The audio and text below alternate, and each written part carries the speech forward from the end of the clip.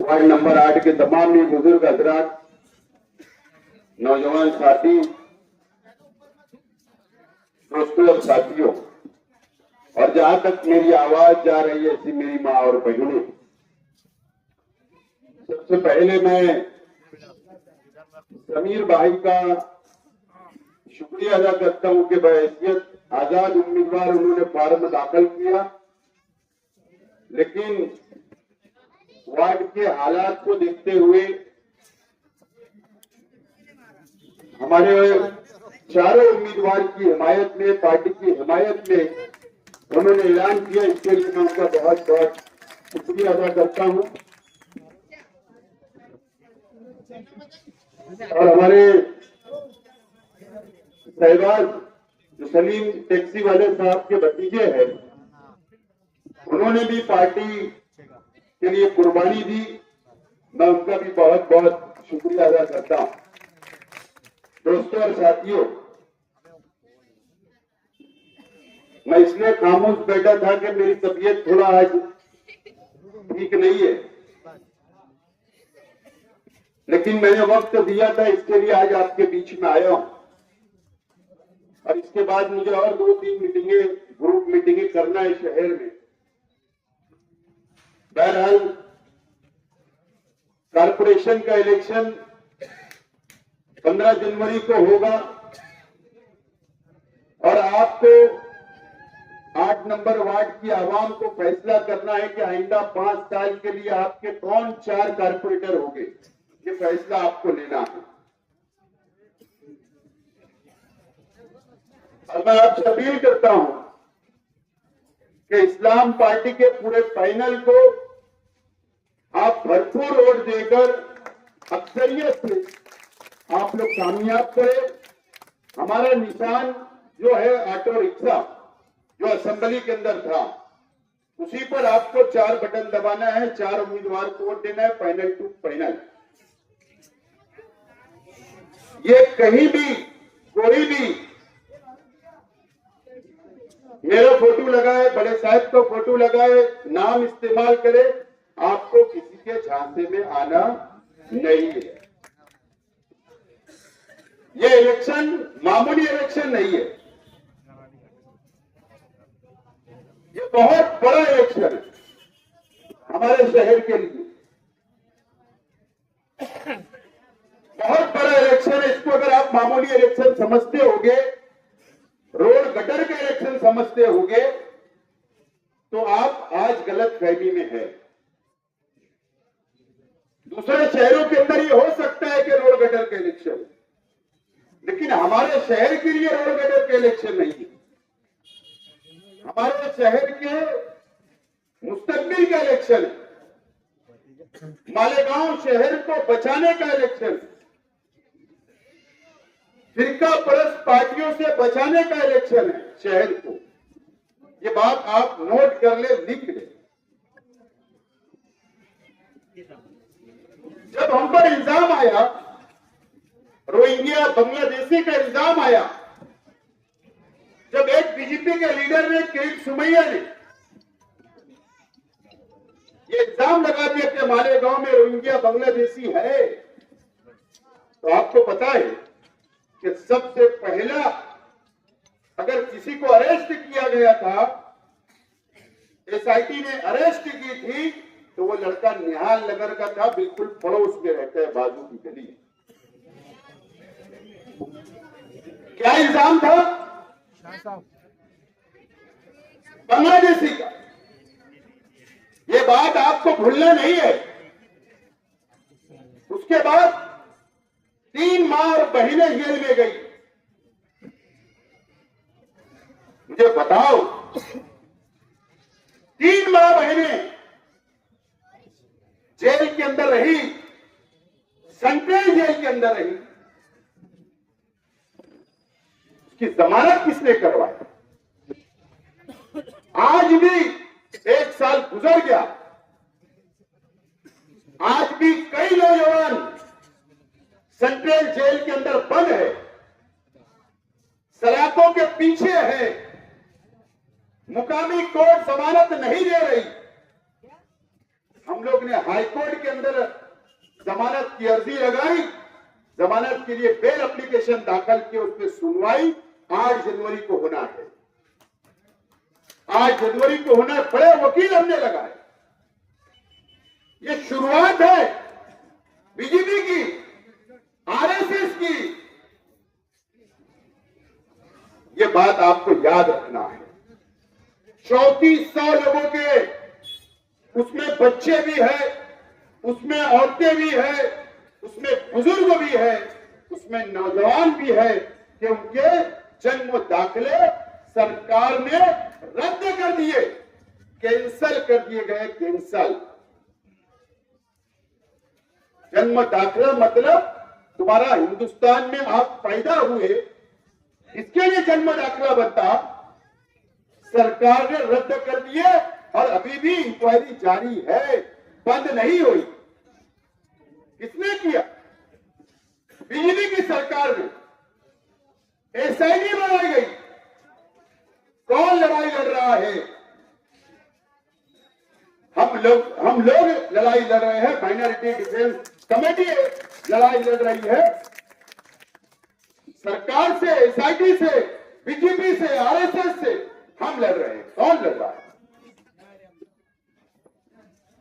अलग अलग हम सोचते हैं इलेक्शन में, कोई मुझ पर तनकीद करे, कोई एमआईएम के लोग बुरा भला बोले, हमारे उम्मीदवारों को बुरा भला बोले, मुझको बोले, झूठ फसाद बोलकर वोट मांगी जाएगी।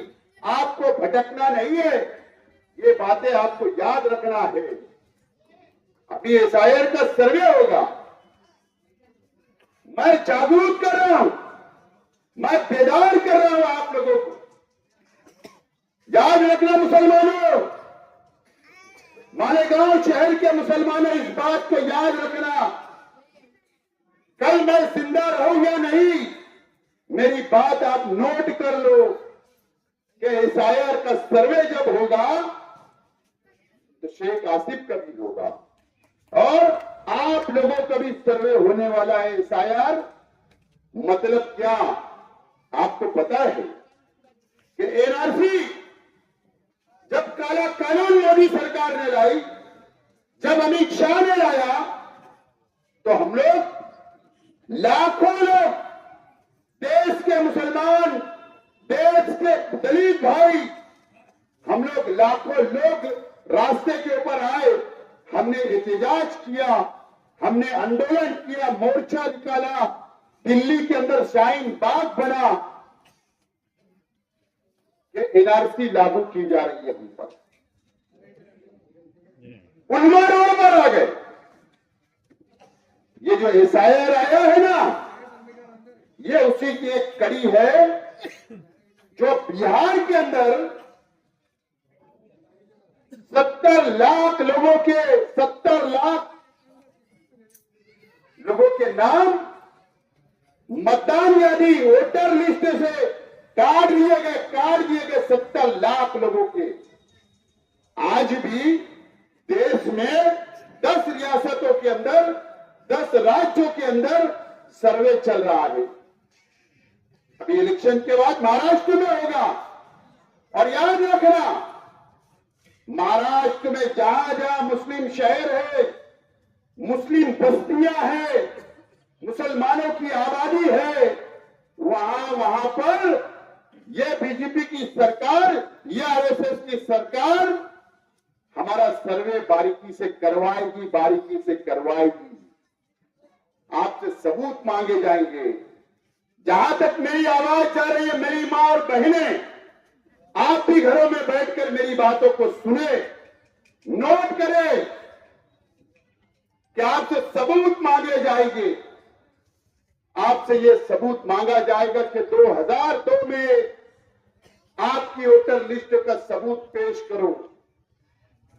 आपसे सबूत मांगा जाएगा कि आज की यादी का सबूत पेश करो। और उसमें भी जो नाम था आपका, जो सरनेम था, वही सरनेम, वही नाम आज की यादी में भी सेम होना चाहिए, एक जैसा होना चाहिए। सबूत मांगा जाएगा।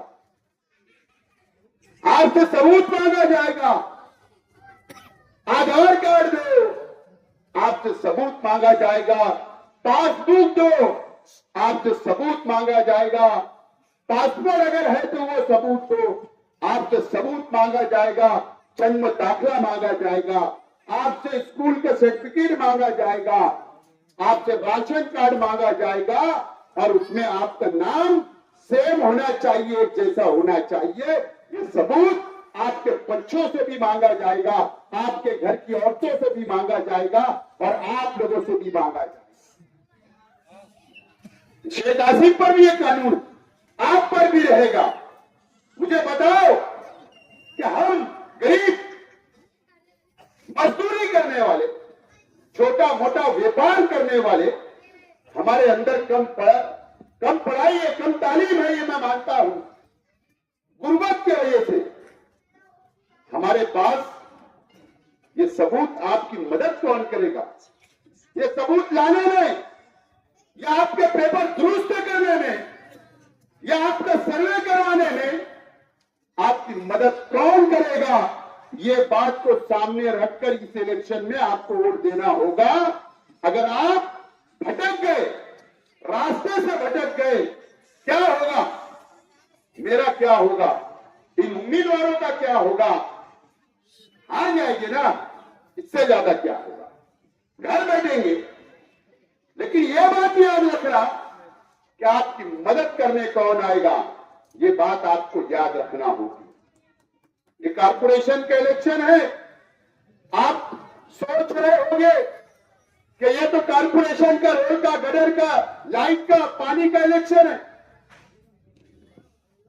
नहीं, कारपोरेशन पे जिसका मेयर होगा, आपका ताल्लुक जो सर्वे होगा SIR का, आपके जन्म दाखिले जो रद्द कर दी गवर्नमेंट ने, उसको दोबारा आपको मिले, इसका ताल्लुक कारपोरेशन से होगा। सर्वे कारपोरेशन के कर्मचारी करेंगे, कारपोरेशन के म्युनिसिपल टीचर करेंगे, गवर्नमेंट के ऑफिसर करेंगे। तो इक्तिदार किसका चाहिए, मेयर किसका होना चाहिए? वहां बैठकर आपके मोहल्ले में टेबल लगाकर गली गली के अंदर आपका सर्वे होना जरूरी होगा। ये बात आज आपको याद रखना चाहिए।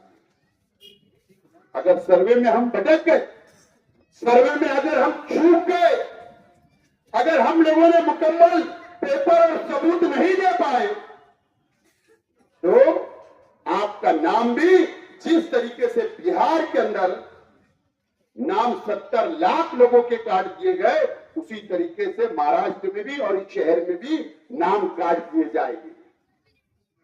फिर क्या होगा? फिर यही होगा, फिर NRC, यही जो नाम काट दिए जाएंगे, फिर उन पे NRC लागू होगा। आप जाइए YouTube के ऊपर, सर्च करिए कि NRC कानून क्या है।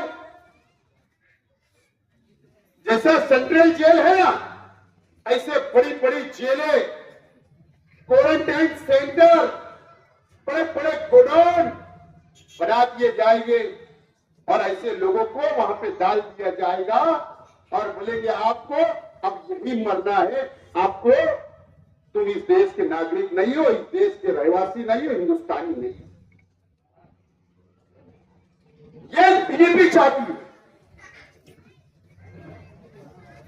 ये बीजेपी और आरएसएस का मिशन है मुसलमानों को, दलित भाइयों को खत्म करने का, आपसे अपना अधिकार वापस लेने का, आपसे अपना हक वापस लेने का।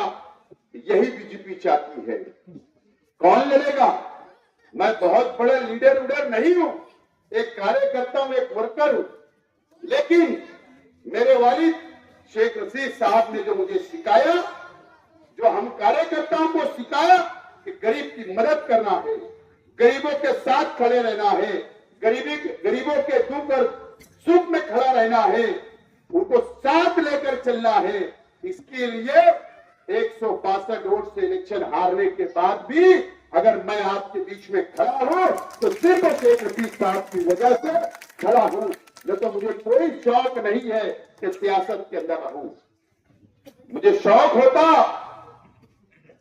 तो जरूर आज कारपोरेशन के इलेक्शन लड़ता, जरूर आज मेयर बनने की कोशिश करता, जरूर आज मैं कुर्सी चाहता, लेकिन मैं कुर्सी नहीं, मैं कारपोरेशन के इलेक्शन नहीं लड़ रहा हूं।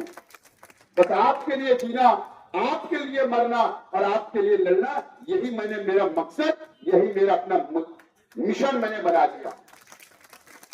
इसके अलावा कुछ नहीं। ये कारपोरेटर आप चुन कर दोगे, मैं इनसे काम लूंगा। कारपोरेशन में बैठकर मेरी निगरानी में, मेरी सरपरस्ती में मैं इनसे आपके वार्ड के, आपके मसाइल का काम लूंगा, शहर में काम लूंगा, आपकी मदद करूंगा। यही मेरा मकसद है और इसीलिए मैं आज आपके बीच आया हूं, आपके बीच आया हूं। मैं आपसे अपील करता हूं, मुझे यहां से और 2-3 मीटिंगें में जाना है।